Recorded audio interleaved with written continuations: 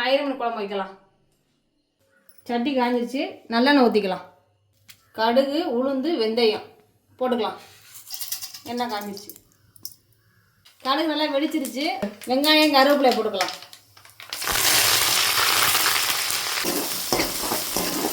வெங்காயம் நல்லா வதங்கணும். கழுவாச்சு, வாங்க பார்க்கலாம்.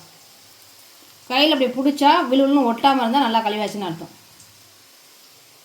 வெங்காயம் நல்லா வதங்கிடுச்சு, தக்காளி போட்டுக்கலாம். 6 தக்காளி கட் பண்ணி வச்சுருக்கேன்.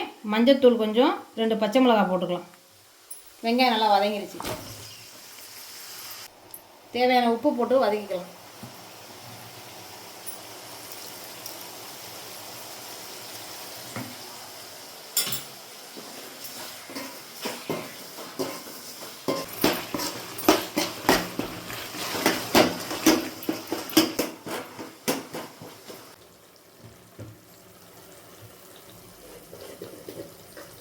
வத்தப்பொடி 1 ஸ்பூன், வீட்டு மிளகாப்பொடி 3 ஸ்பூன் போட்டிருக்கேன்.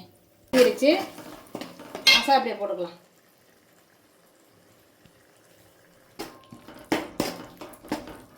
மசாலா இப்படி போட்டு எண்ணெய் பிரிஞ்சு வந்துருச்சு.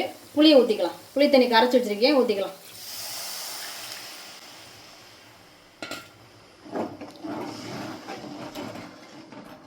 தேவையான அளவு தண்ணியை ஊற்றி கொதிக்க விடுவோம்.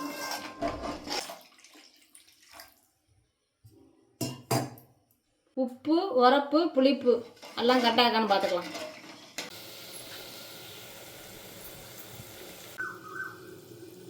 பிரிஞ்சு வந்துருச்சு. மீனை போட்டுக்கலாம்.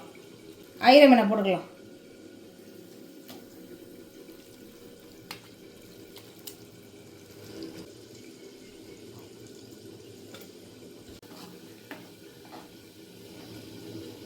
மீன் நல்லா வெந்து வரும் பார்ப்போம்.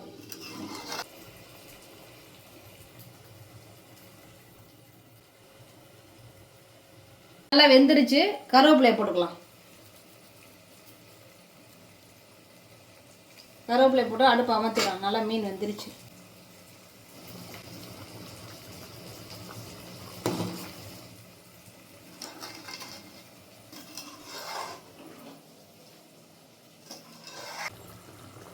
குழம்பு ரெடி ஆயிடுச்சு, வாங்க பார்க்கலாம்.